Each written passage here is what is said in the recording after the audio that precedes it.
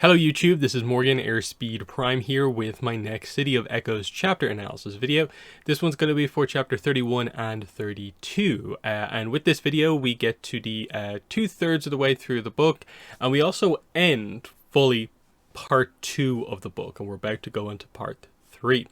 Once again, I'll mention I do have YouTube channel membership and Patreon available if you'd like to help support the channel, and if you come in at the higher tier, you'll gain early access to videos in this series. But we will jump in. So like I said, that there's a bit of a kind of fun kind of moment as we kind of transition here, even though there is some kind of chaos stuff happening. We get introduced to Xuan's sister, one of his sisters here. So here we get introduced to Layla. So again, the setup here was this whole like, what are you doing? And it was like, oh, who has found them? But he's just like, what does it look like? I'm fixing up her hands. And then what she says is, I've never seen you before, referring to Jin. You're not one of Xuan's usual girls. And he's like, what usual girls? Stop making things up, Layla. I'm trying to help you impress your friend here, little brother. Make you seem like a bigger prize. So there's some fun kind of teasing between the siblings kind of happening here. And she just notes, oh, but you are trying to impress her, see? So he finishes up fixing Jin's hands, and then he goes off to kind of help some of the... he basically tells her that I'm going with Jin to help her grandfather. That's kind of what's happening here. She kind of gives them a little bit of a warning that like, hey, they're out there. Are you sure you want to do this? Okay, as long as you're careful. I'll tell Aisha though. So I guess that's their other sister. Interesting stuff. They do note that Jin, she had taken off her shoes before when she was doing the earthbending on the wall to have good contact. She gets a pair of Layla's shoes to continue on here.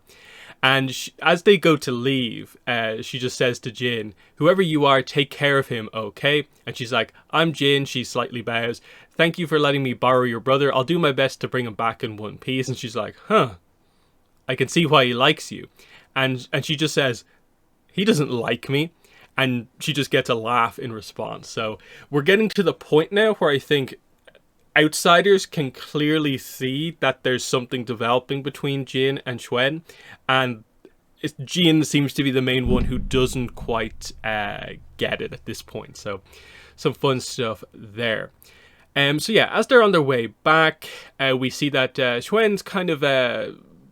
because he's been in the Silver Fangs longer, he has more experience in doing this sort of like stealth moving through the city, so he takes some slightly different routes to the way Jin kind of got here.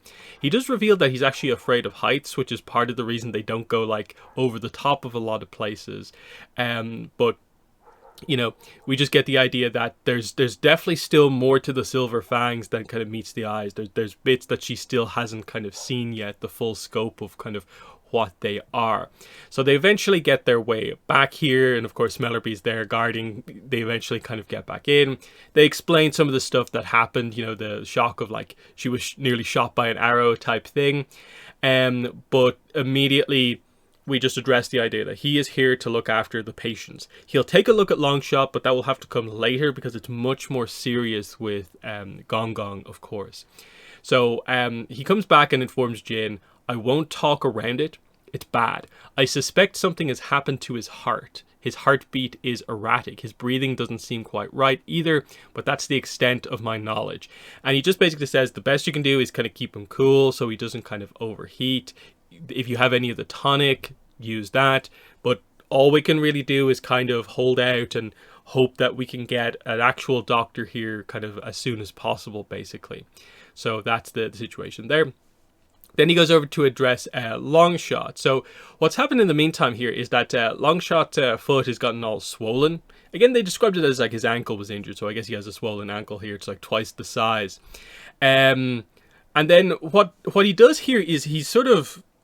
Basically, the idea is, I guess, he sets or relocates something in or around Longshot's ankle or foot. They're a little bit unclear on what exactly the situation here is, but they get across the idea that he definitely does some sort of a, like, hold him down while I do this crack, crack, pop situation to get his kind of foot back into position in some way. Now, again, they're emphasizing that, like, it's not like a disastrous injury. He just needs to kind of rest and it will be fine. But when they get to talking about the kind of mission to Lake Laogai, which they have to do to just distract themselves, they do address that basically Longshot won't be able to go because we kind of need to do this now. They kind of feel that actually the Dai Li are busy, involving themselves with the Fire Nation in the initial takeover of Ba Sing Se. This is probably our best opportunity to kind of sneak into the Lake Laogai Dai Li base while they're completely distracted with the kind of surface stuff, basically. So we kind of got to go now, or soon, is the idea. So they bring Xuan up to speed on the plan that, like, Jin's friend we think is basically going to be in Lake Laogai. We're going to go in there, figure it out. They have a hidden, like, under a base hidden under the surface of the lake, basically, and we can access it by tunnels connected to the inner wall. Because again, what you need to remember here when it comes to this and the plan that they're planning to do is that what happened in the Earth King when it came to, we couldn't prove the whole Dai Li thing with the secret underground base, was just that the entrance that Team Avatar entered through, Toph couldn't find again. They had taken down that kind of pathway down into the area there. But that, of course, was just one entrance into the overall crazy underground thing. It's actually in Legend of Korra that we find out that the Dai Li headquarters has been flooded. Now, what's going to be interesting is that we're actually going to get to see, as this book progresses, how the flooding actually happens, because it's not a complete, like, mission, a fool's errand mission kind of here. They're actually going to get in there. That's the idea. So, yeah, this is where Xuan gets brought up to speed on the fact that Smellerbee and Longshot kind of went on a mission here, and this is how they know about kind of Lake Laogai and stuff like that. There's a bit of a dynamic here of just like, hey, why didn't you bring me in on this sooner? And Smellerbee's just like, you're kind of uptight. You're the rule following type. We thought you'd blab to the Silver Fangs. And he's just kind of like, really? That's the impression I gave? But they open it up like, hey, if you want to help, you can take Longshot's spot on the mission and we can kind of go ahead with it. And this is where they bring up the idea that actually now is probably the best time, with the Dai Li basically distracted overall. And this would leave Longshot to stay here and take care of your grandfather. That whole idea. The freedom fighters do specifically get mentioned here. And she just says, it's a long story here overall. So yeah, this is where we just address the idea of like, okay, look, we'll come back tomorrow. I will try to bring an actual doctor to look after your grandfather, but for now, just like do your best, basically. That's kind of the only thing that we really can do. Smellerbee does have a final moment here, where, Jin thanks all of them, but Smellerbee points out, like, you saved our lives, remember? I don't want to hear it again about who owes who. I told you you're our friend. It's not something we call everyone. Deal with it. Okay. So that's that. So yeah, they're all going to be back tomorrow. And then it's interesting, Jin is in a little bit of a daze as this scene comes to an end, where she remembers Layla's comment from earlier of just like, I can see why he likes you. And she's like, does he? Does it matter? Like, she's really lost in thought a little bit about it. But then this chapter ends with this scene where Jin goes to see Gong Gong, who's kind of a conscious kind of again is actually like responding. So they have this nice kind of moment here where he's like, I was afraid you had left. I told you I'd be back. He says, I wish I could do more. Your Gong Gong is old now. You're responsible for so much. And she just tries to tell him to rest. You don't need to worry about it. He says, I know all that you've taken on. I'm proud of you, Jin. And she just says, thanks. And she feels like he's back to himself. She gets this kind of moment of clear Gong Gong here as they kind of fall asleep kind of next to each other. It's a really nice scene with the chapter ending on the note of he'll come back to me like he usually does. And this is such an interesting one here, because I would say that the book has had a little bit of a habit of having almost fake cliffhangers where it's just, we're ending a chapter, so we'll set up something that like within like the first line of the next chapter is immediately like undercut. But here's an example where They actually like use this really interesting kind of transition between chapters to have a really impactful emotional moment where you think, oh, things are actually going to be okay. I thought this was disastrous, but then within the first few paragraphs of the next one, you find out that Gong Gong has died kind of in the middle of the night. And that's what happens here. Yeah, Xuan arrives the next morning. He brings the doctor. Jin's just waiting to find out kind of what the full diagnosis is. And then he walks in and says, he shakes his head, "I'm sorry to inform you, Jin, your grandfather is gone." And it's just, in her mind, it's like, it's a boulder falling from a great height. She is just stunned, and it effectively puts her into a daze for almost like the rest of the day. Like everything passes by so quickly as she just can't comprehend that basically this has happened. We even get the idea as she says like, no, I would have fallen if it wasn't for Chuen who catches me. And she's kind of like, why didn't I wake up? Like basically to have more time with him when he was kind of okay. But like there was so much going on. Like she had this crazy mission. She was out on the streets during this super chaotic moment. She was tired. She didn't know that it was like that desperate where like those would be her final moments with him. And in that sense, like you look at the end of the last chapter and it's like, wow, it's kind of lucky she got those moments. But that's the tragedy of all of this. But yeah, we get to suddenly cut to nighttime. She's kind of just been in a daze the whole day. Like she slept a little bit. Chuen is sitting in Gong Gong's chair, his chin to his chest, dozing, watching over me. When I see him, I somehow feel safe. And this is what they're kind of doing at this moment. She suffered this loss, but then she's also kind of realizing that actually there kind of is something developing with Chuen, and like he is this super important person in her life. And that's kind of like the setup that we have here when it comes to that kind of relationship where they were teasing it. His sister was teasing them about it in the last chapter, and now she's kind of realizing how much of a rock kind of he is to her at this point in time, which is interesting. But then the days kind of continues, and suddenly it's all about the burial, Gong Gong's burial. How's this going to work? Like she's in no state to kind of almost like organize it herself. So like the others kind of step up to really help her out. Chuen, Smellerbee, Longshot, with his leg on the mend, of course, do what they can. And she's kind of there enough to kind of get across like he wanted to actually be buried and not just kind of thrown in a kind of unmarked grave. So they are going to bring him to the Weeping Hills, which is the same place that they buried Jet. And what's interesting here is this time we actually get kind of the idea of like the lower ring, the city rituals when it comes to this sort of a thing. Because this is someone who is sort of well known to a certain degree within the community, Gong Gong.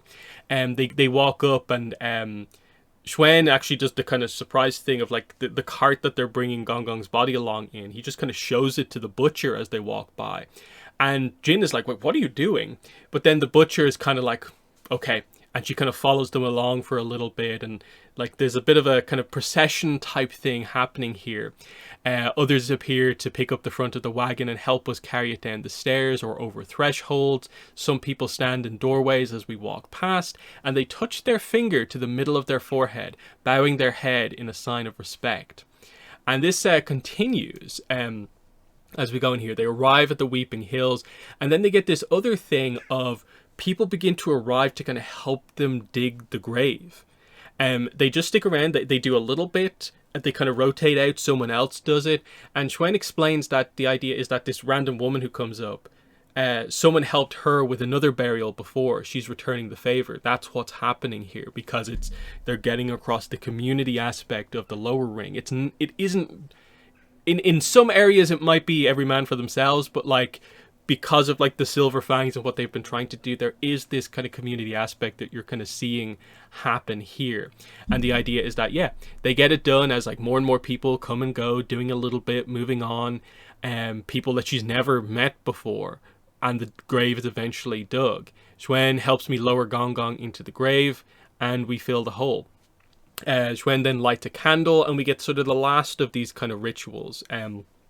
So they light the candle right there. I see many more candles in the distance, appearing like fireflies in many of the windows of the lower ring. A memorial. Ba Sing Se coming out to honor my grandfather, the Earth Kingdom recognizing one of their own and sharing in my loss. I stand tall and bow to all those lights flickering in the windows, thankful for their acknowledgements, just a girl in the dark.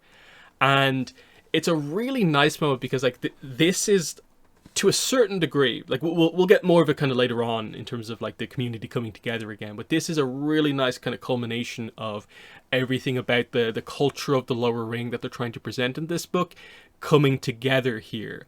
That they've been here for a few years. Gong Gong, I guess, is respected to at least a certain degree.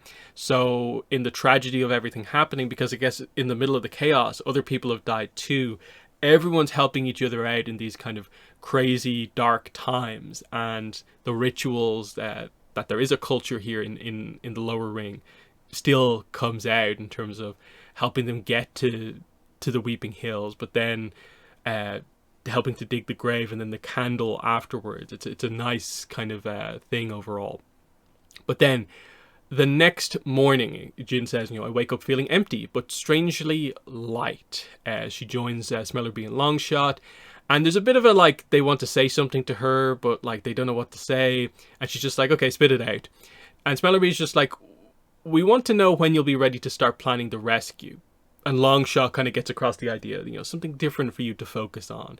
And they're like, take your time, but know that we're ready whenever you are. That you might want to focus on saving Susu now that Gong Gong has died, and this is ultimately what she wants to do, as we get to the very end of this chapter shortly, but there's a little bit before we get there. So Xuan returns once again, and interestingly, when he arrives back, when I see him, I'm gripped with a sudden urge to throw my arms around him, thank him for helping me bring Gong Gong to the Weeping Hills, for all the help he's given me so far. But I don't do anything of the sort, and the moment slips away. So, the kind of feelings are there, it's so close to the kind of funeral, basically. But you can see that dynamic is beginning to become something quite notable here, which is interesting. They do note that things have kind of begun to calm down here in the days since. It's not just complete chaos anymore, but the idea is that the people are staying away out of the way of the Fire Nation, but the Fire Nation army are not at this point actively trying to just forcibly take people down type thing. It's just sort of there needs to be a bit of a calm moment in the aftermath of this, but there is still control happening here. We find out that the monorail is no longer running. It's going to start up again because it's kind of required. Kind of the Dai seem to kind of get across to the Fire Nation the idea that for the city to function, the monorail needs to run, but it's going to have a much more restricted kind of schedule and stuff like that happening here. The university and the academy not back up and running yet, so the city has had to kind of slowly get back up and going again here. So that's kind of the idea there.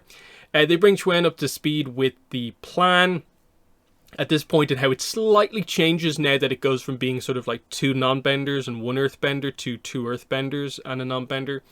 But the idea is they offer Jin the opportunity, if the timing isn't right for you, you can stay here with Longshot. Me and Xuan can try and sneak in alone and tell you what we find there.